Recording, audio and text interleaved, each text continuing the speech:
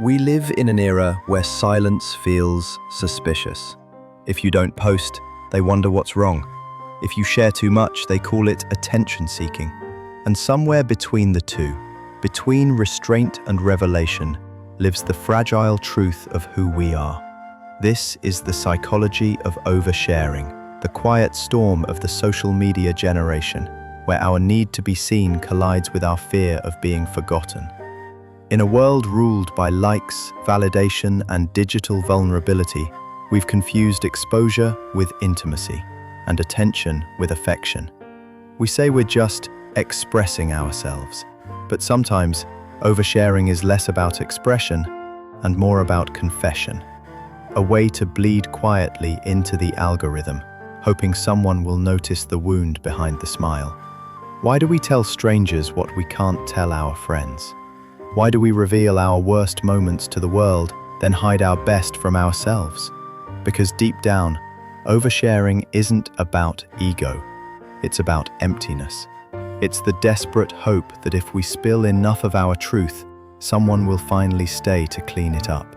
We've mistaken connection for confession, and in that confusion, we've built digital diaries that never close, stories that never rest, and a self that exists only when it's seen.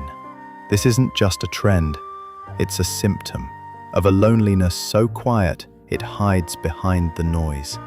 Let's hype and comment the one word seen to remind ourselves that being noticed isn't the same as being known. Oversharing isn't new, it's just louder now. Once people wrote diaries, private journals locked in drawers, words no one else would ever read. Today, those same thoughts are typed into captions and hashtags, broadcast to hundreds, sometimes millions. But the need behind them hasn't changed. It's the same ancient hunger for acknowledgement, to be seen, to be understood, to feel real in a world that moves too fast for stillness. When we overshare, what we're really doing is outsourcing our need for emotional regulation. Instead of processing pain privately, we post it publicly. Because validation, even if it's shallow, feels like relief. Each like becomes a microdose of belonging. Each comment becomes proof that someone still cares. But here's the irony. The comfort is temporary, and the exposure is permanent. The psychology of oversharing is built on three invisible forces: loneliness, insecurity, and digital conditioning. Number 1. Loneliness in the crowd. We live in the most connected time in human history, and yet the loneliest. Our devices simulate presence but amplify distance. We scroll through lives that look fuller than ours, convincing ourselves that everyone else is okay. So we share, not because we want attention, but because we want witnessing. We don't want to scream into the void. We want the void to scream back. But connection without intimacy creates what psychologists call social hunger. We keep feeding, but never feel full. Oversharing becomes the emotional equivalent of junk food. Instant comfort, no nourishment. We post our pain not to heal it, but to prove it's there. Because if people can see it, maybe it matters. And if it matters, maybe we do. Engage. Let's hype and comment, because somewhere in this reflection, we might see a piece of ourselves. Number 2. The need for control in chaos. There's a strange paradox about human beings. When we lose control, we try to overexpose. We use self-disclosure as a shield. By revealing everything, we think we're protecting ourselves from rejection. If I tell you first, you can't use it against me. It's emotional preemption, a defense mechanism dressed as vulnerability. For some, oversharing begins in childhood, in homes where emotional boundaries didn't exist, where you had to overshare to survive. Maybe you had to explain your feelings to avoid punishment. Maybe you had to reveal your pain to get attention. And so, you learned that visibility equals safety. Now, as adults, we repeat the same pattern, not in the kitchen or classroom, but online. We use the internet as our new parent figure. We seek safety in strangers, and every post becomes a digital cry for reassurance. Do you still love me if I'm like this? But love through screens is fleeting. It's validation without vulnerability, attention without presence. And in that gap, oversharing grows, because every seen notification feels like a heartbeat until it stops. Number 3. Dopamine and the algorithm. Social media doesn't just respond to oversharing, it rewards it. Platforms are engineered to amplify emotion. The more vulnerable or shocking your post, the further it travels. The algorithm isn't moral, it's mechanical. It doesn't care whether your pain is real, only whether it's engaging. That's how digital intimacy turns into performance. We start to curate our pain, crafting captions like confessions, choosing photos that say, "I'm hurting, but beautifully." We learn that heartbreak gets more engagement than healing, that sadness sells better than silence. And soon the line between authentic sharing and emotional marketing begins to blur. We start performing vulnerability, not to connect, but to survive the feed. It's not your fault. This system was designed to keep you visible, because visibility equals profit. You are the product, and your story is the currency. But here's the hidden cost. When everything becomes content, nothing feels sacred anymore. The private becomes public, the personal becomes performative, and slowly we forget how to feel without an audience. Number 4. The mirror effect. Every post we make is a mirror, reflecting not just how we feel, but how we want to be seen. We post our joy to convince ourselves it's real. We post our pain to make it meaningful. And in doing so, we start editing our emotions for public consumption. Psychologists call it self-presentation theory. It means we craft our identity like a movie, with highlights, plot twists, and emotional soundtracks. But reality isn't cinematic, it's messy. And oversharing is our attempt to make the chaos look poetic. Think about it. When was the last time you felt something deeply but chose not to post it? The moment probably passed quietly. No hearts, no comments. But maybe that's where real life happens, in the parts we don't broadcast. Still, we can't resist the pull, because online we don't just seek connection, we seek confirmation. Confirmation that our feelings are valid, that our existence matters, that someone, somewhere, is listening. Number 5. The feedback loop. Here's where it becomes dangerous. When our emotions depend on external validation, we lose the ability to self-soothe. We begin to measure our worth in metrics. If no one likes our story, did it even happen? If no one responds to our sadness, was it even real? This is the psychological trap of oversharing. We stop feeling to express and start expressing to feel. We rely on others to define the meaning of our emotions. That's why digital silence feels like punishment. It's not that we're ignored, it's that we've forgotten how to listen inwardly. The mind adapts quickly to reward.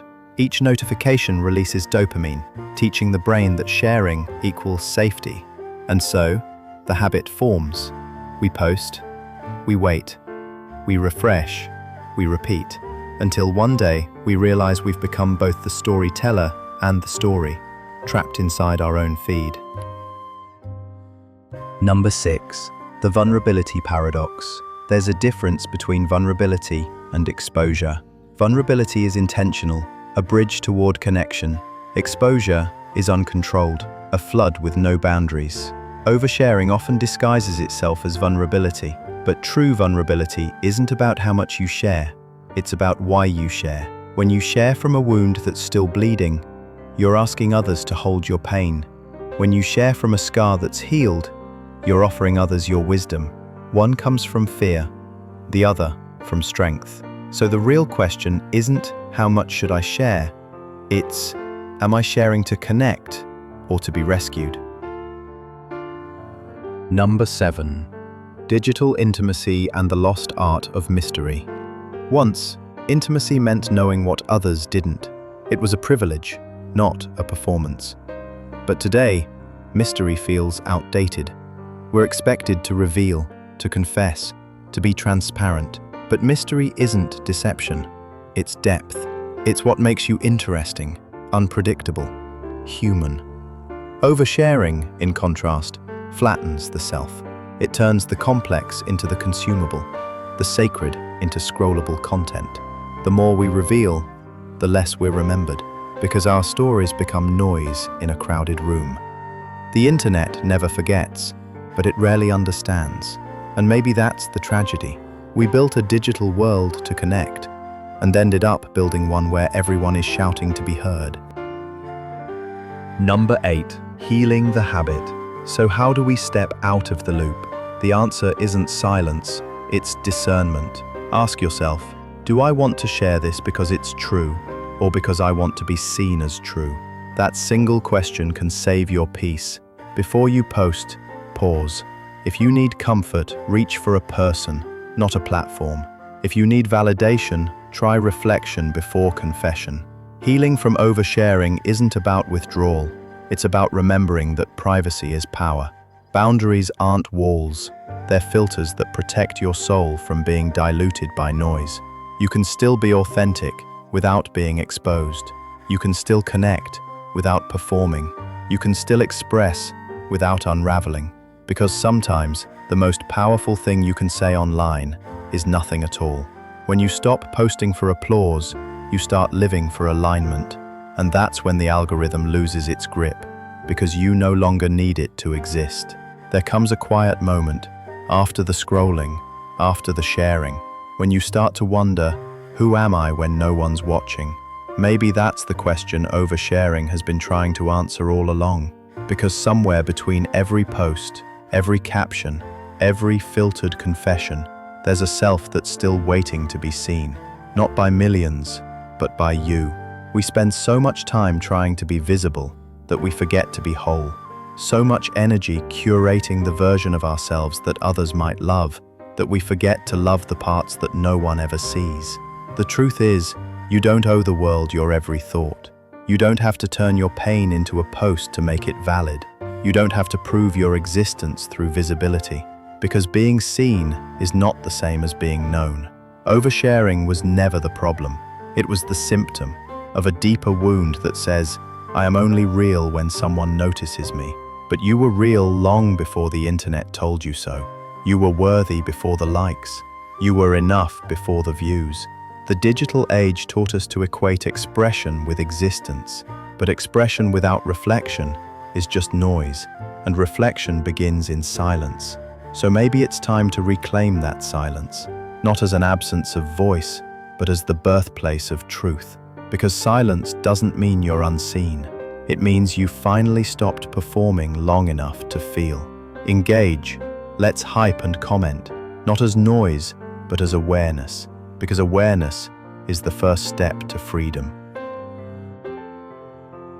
Imagine this, a life where your stories don't need witnesses to matter, where your joy belongs to you, not your feed, where your sadness doesn't need translation through hashtags, a life where your inner world feels enough, even when no one reacts to it. That's not withdrawal, that's maturity. It's choosing depth over display, substance over spectacle, and connection over consumption. Because the irony of oversharing is that it's often born from a beautiful place, a longing to connect, to be open, to belong. But even beauty can become noise when it's never given time to rest.